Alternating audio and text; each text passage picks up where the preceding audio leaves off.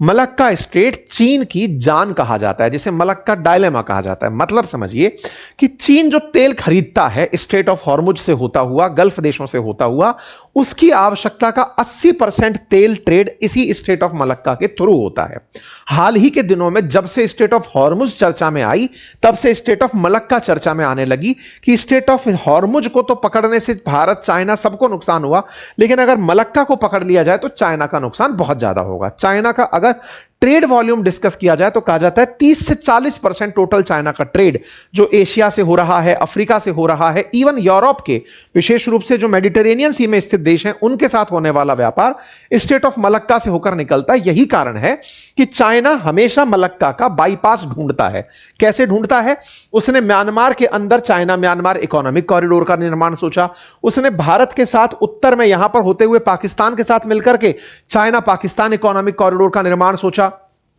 उसने तमाम, इवन वो यहां से होता हुआ एक करा कैनाल के निर्माण के बारे में सोच रहा है, ताकि स्ट्रेट ऑफ मलक्का किसी दिन अगर रुक जाए, जिस तरह से आज स्ट्रेट ऑफ हॉर्मुज 2 महीने से रुकी हुई है, मतलब युद्ध से प्रभावित है फिर बाद में रुकी हुई है, अगर ऐसे कल को स्ट्रेट ऑफ मलक्का पर दिक्कत आए तो चाइना का व्यापार प्रभावित ना हो।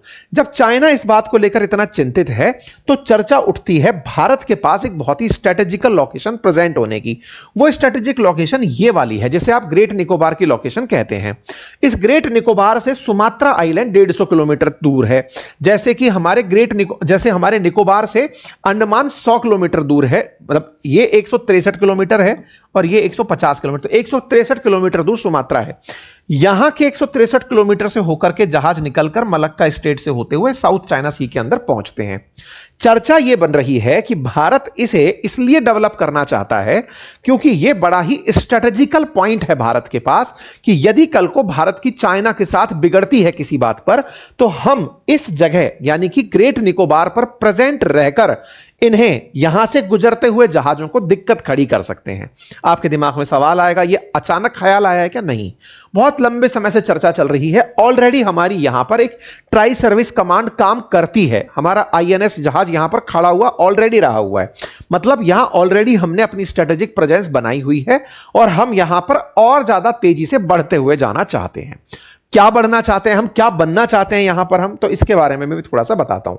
देखो, स्ट्रेट ऑफ मलक्का जब पार करके जहाज निकलते हैं ना, तो बिल्कुल इस कॉर्नर पर एक देश पड़ता है जिसका नाम है सिंगापुर। तो ये मलेशिया रहा, इसके जस्ट नीचे है सिंगापुर।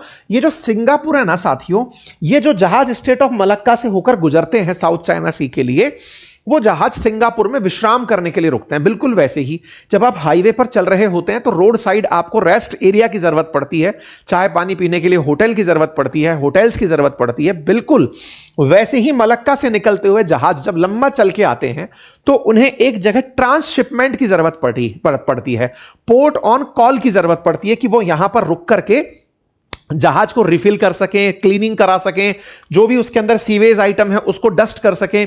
अगर यहां से माल को कहीं और जगह जाना है, जैसे आसियान के छोटे मोटे देशों में जाना है, तो यहीं से ट्रांसशिपमेंट छोटे छोटे जहाजों में भर के भेजा जा सके। ये सारे काम यहां पर सिंगापुर करता है। तो सिंगापुर एक बहुत बड़ी इकोनॉमी बना केवल जहाजों की को सर्विसेज दे दे करके। बड़ा सारा टूरिज्म यहां पर निकला। वैसे ही यहां से गुजरते जहाजों के लिए ये श्रीलंका के पास में यहां पर स्थित है कोलंबो पोर्ट। तो कोलंबो जो पोर्ट है वो भी बिल्कुल ऐसे ही ट्रांसशिपमेंट का एक बहुत बड़ा रूट बनकर निकला हुआ है। तो इधर सिंगापुर, इधर कोलंबो। अच्छा, स्ट्रेट ऑफ हॉर्मुज से होते हुए जब आप आ रहे होते हैं तो भारत भी पूरी तरह कोस्ट लाइन पैरेलली देता हुआ आता है। लेकिन भारत की कोस्ट लाइन के साथ एक दिक्कत है। क्या? हमारी जो कॉन्टिनेंटल शेल्फ है ना, वो पानी में गहराई तक डूबी हुई है। अगर आप ऑब्जर्व करें तो कुछ इस तरह की पिक्चर आपको दिखाई देगी। मतलब हमारे समुद्र के नीचे जमीन है। समुद्र के नीचे जमीन तो बोले सब जगह है, बिल्कुल सही है, लेकिन कई जगह जमीन बिल्कुल किनारे तक पहुंचकर खत्म हो रखी है। मतलब गहरे गड्ढे हैं, 20-20 मीटर गहरे तक पानी है। ऐसे में जहां समुद्र का तट बहुत गहरा होता है और जमीन बिल्कुल नजदीक होती है, वो पोर्ट अच्छे बनते हैं। क्यों? क्योंकि बड़े बड़े जहाज तट तक आ पाते हैं। तो कोलंबो पोर्ट हो या सिंगापुर पोर्ट, यहां पर नेचुरली जहाज पोर्ट तक, जमीन तक, रोड तक, मतलब जहां पर आप माल उतारोगे वहां तक आ पाते हैं।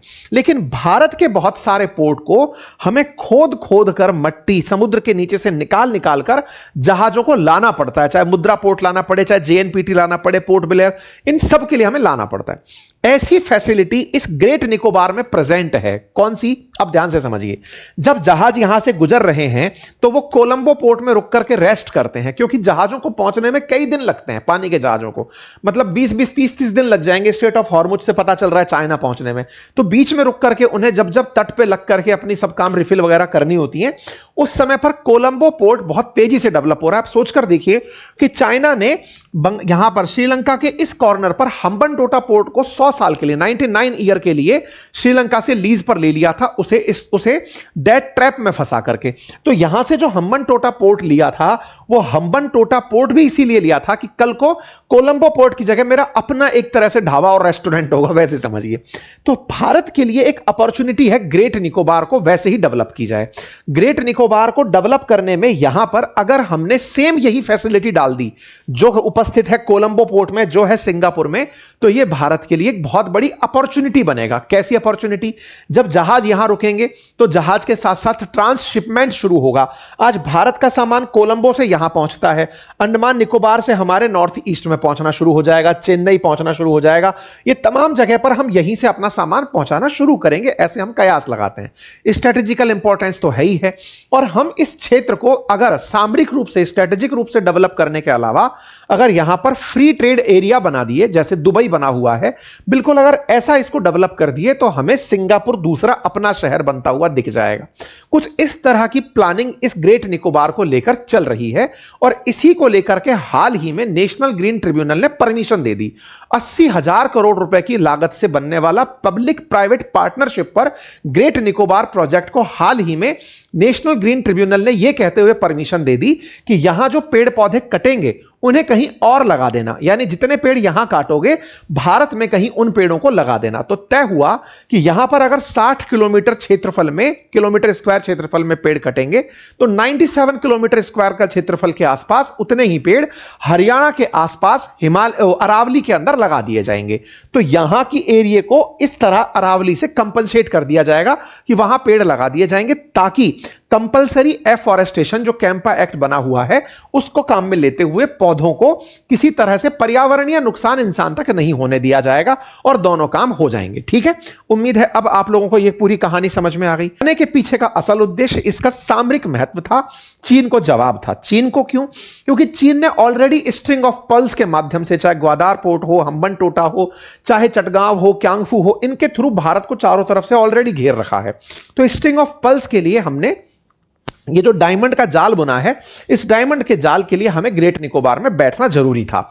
हमें स्टेट ऑफ मलक्का के इस 6 डिग्री चैनल के एक ऐसे पोर्शन पर, माना कि यह 150 किलोमीटर चौड़ा है, चाहे स्टेट ऑफ हॉर्मुज तुलनात्मक रूप से 1/3 ही चौड़ा हो, लेकिन फिर भी आप एक ऐसी स्ट्रेटेजिकल जगह प्रेजेंट होंगे जो आपके लिए केवल चाइना को नुकसान पहुंचाने के लिए ही नहीं, आप अगर व्यापार में उसे यूज में लेना चाहें कि आपके जहाज जो सिंगापुर में रुक रहे हैं, डॉक हो रहे हैं कोलंबो में, वो यहां भी डॉक हों और भारत को ग्रोथ दें।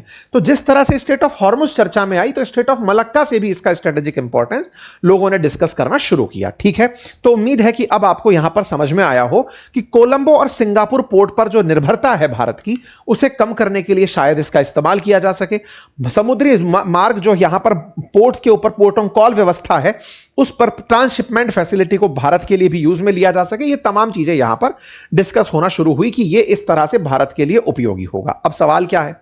सवाल यह है कि कांग्रेस का कहना है कि आप जब इसका निर्माण करेंगे तो पेड़ काटेंगे और यहां पर रहने वाली जनजातियों को नुकसान पहुंचाएंगे। इस बात को लेकर के पर्यावरण के लिए वो अपना प्रोटेस्ट कर रहे हैं। आज से नहीं, ये सोनिया गांधी जी के द्वारा 2025 में ही इसके ऊपर एक न्यूज चैनल के अंदर आर्टिकल लिखा गया था, जिसमें कहा गया था कि हमारे पौधों को काटा जाएगा, आदिवासियों को बेघर कर दिया जाएगा, जो बायोडायवर्सिटी है उसको नुकसान पहुंचेगा, स्वच्छ हवा, संतुलित वातावरण पूरी तरह प्रभावित होगा।